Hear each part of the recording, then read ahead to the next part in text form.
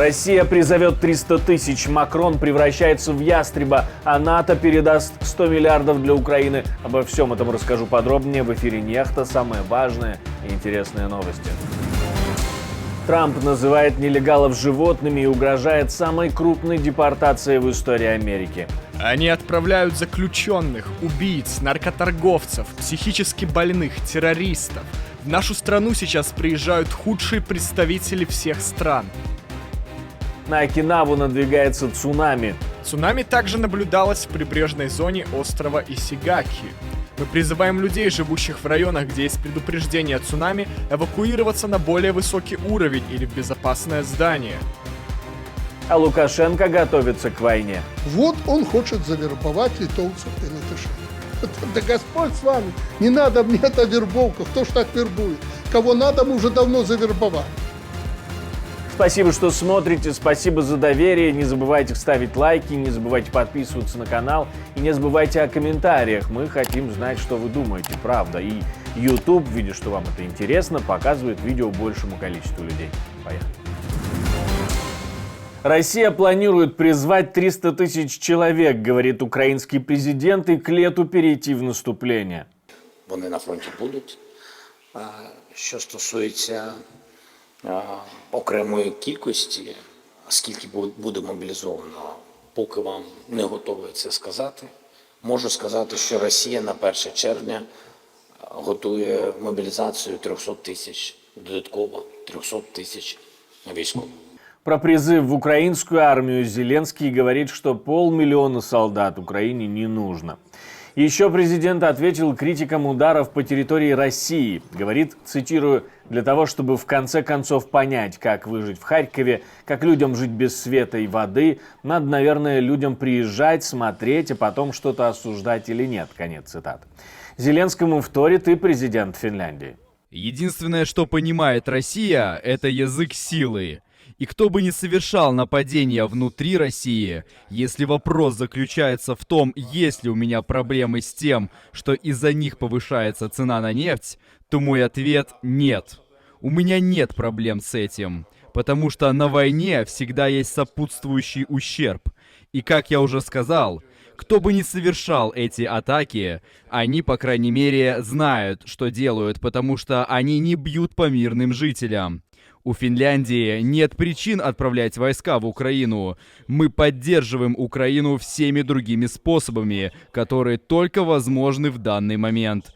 Мы сделали это не только с помощью соглашения о безопасности, не только с помощью 23 пакетов.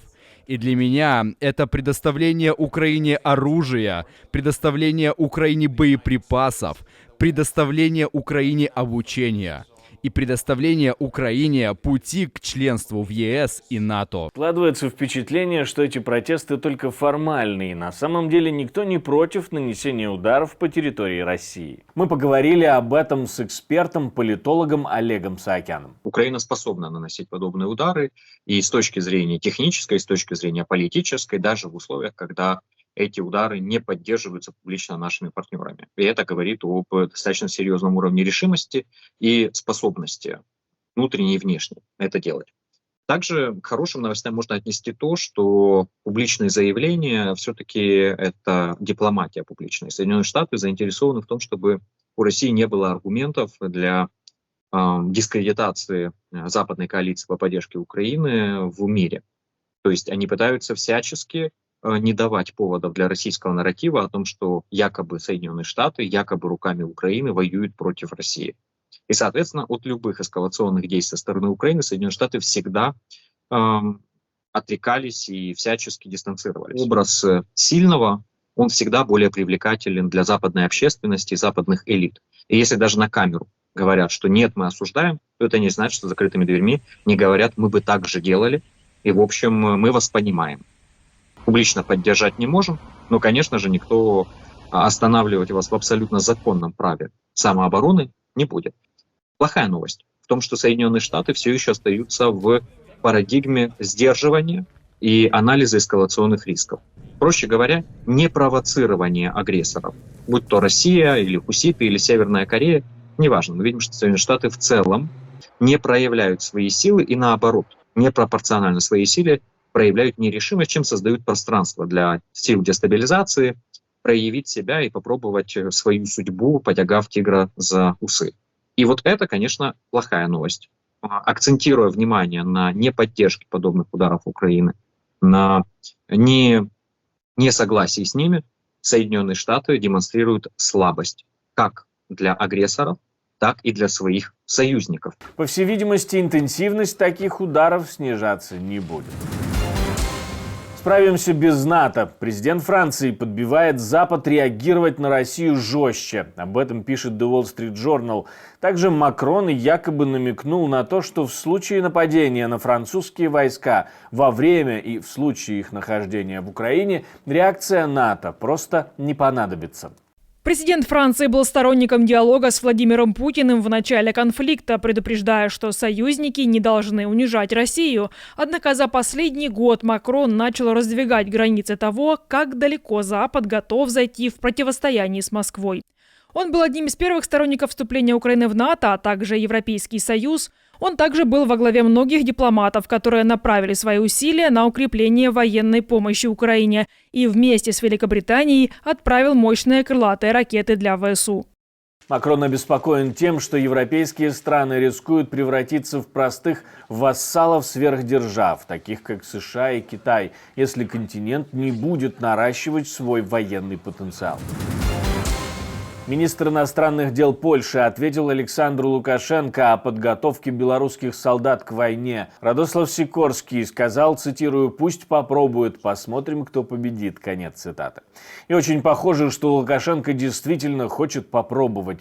В стране идет необходимая подготовка соответствующих подразделений. В войска поставляются различные виды вооружения и техники, по крайней мере на словах.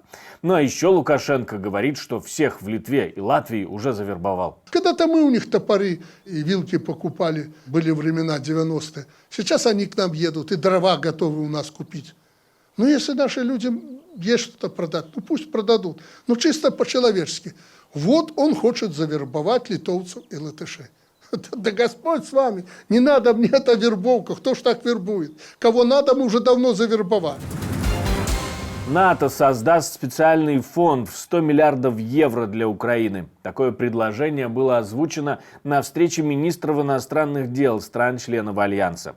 Фонд должен быть рассчитан на 5 лет. По словам дипломатов, предложения генерального секретаря НАТО Йенса Столтенберга позволяют Альянсу играть более непосредственную роль в координации поставок вооружений, боеприпасов и оборудования Украине в ее борьбе с российским вторжением.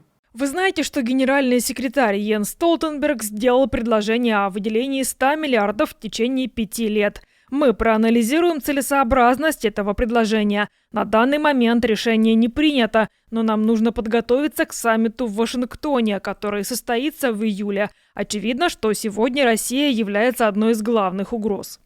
План рассматривается как способ защиты от Трампа для помощи Киеву. Он будет обговариваться на двухдневной встрече в Брюсселе, где будет отмечаться 75-я годовщина основания Организации Североатлантического договора и будет проводиться подготовка к июльскому саммиту лидеров Альянса в Вашингтоне. Трамп заявляет о самой крупной депортации в истории Америки, конечно, если он станет президентом. На митинге в Грин-Бэй, штат Висконсин, он говорит о закрытии границы и о слабости Джо Байдена в решении этого вопроса. Они отправляют заключенных, убийц, наркоторговцев, психически больных, террористов. В нашу страну сейчас приезжают худшие представители всех стран. Они приезжают из Конго, Йемена, Сомали, Сирии, со всего мира. Они приходят, они меняют страну, угрожают стране, они разрушают страну, они уничтожают нашу страну. Мы можем бурить и добывать нефть, но это очень сложно. В итоге мы получим крупнейшую депортацию в истории Америки. И у нас нет выбора, нет выбора, нет выбора. У нас нет выбора, потому что это не под силу ни одной стране. С вашим голосом я запечатаю границу. Я остановлю вторжение, прекращу резню, кровопролитие и убийство. И мы раздавим торговцев людьми. Вы знаете, они торгуют в основном женщинами. Мы победим контрабандистов, торгующих детьми. И раз и навсегда освободим эту страну от продажного Джо и его армии мигрантов, опасных преступников. Это вторжение в нашу страну. Во время своих выступлений Трамп часто заявляет, что мигранты, нелегально пересекающие границу с Мексикой, сбежали из тюрем и приютов в своих странах и подпитывают преступность в Соединенных Штатах. Хотя имеющиеся данные об миграционном статусе преступников весьма скудные. Исследователи утверждают, что люди, живущие в США нелегально, не совершают преступления чаще, чем граждане США. Окинаву может накрыть цунами. Метеорологическое агентство Японии выпустило предупреждение о цунами для этой группы островов. Японское правительство просит сохранять бдительность в связи с предупреждением о такой опасности и подготовиться, хоть не обязательно волна и достигнет самого острова или островов. В результате землетрясения, эпицентр которого находился вблизи Тайваня, примерно в 8:58 на острове Йонагуни было замечено цунами высотой 30 сантиметров. Цунами также наблюдалось в прибрежной зоне острова Исигаки. Мы призываем людей, живущих в районах, где есть предупреждение о цунами, эвакуироваться на более высокий уровень или в безопасное здание. Цунами может стать сильнее во второй или третьей волне. Мы просим вас быть внимательными к любой информации о цунами и оставаться в безопасном районе до тех пор, пока все предупреждения не будут отменены. Предупреждения появились после серии землетрясений на Тайване. После этого недалеко от побережья Окинавы было замечено небольшое цунами.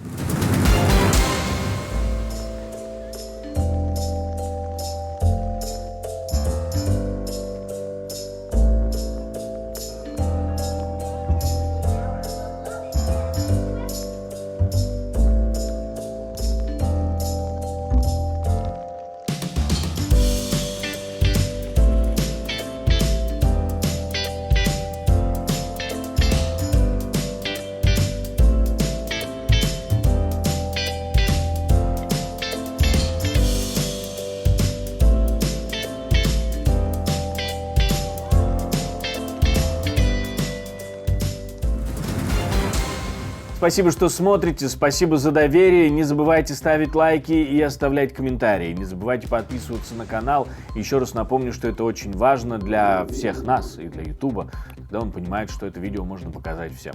На этом у меня все. До встречи и хороших вам новостей.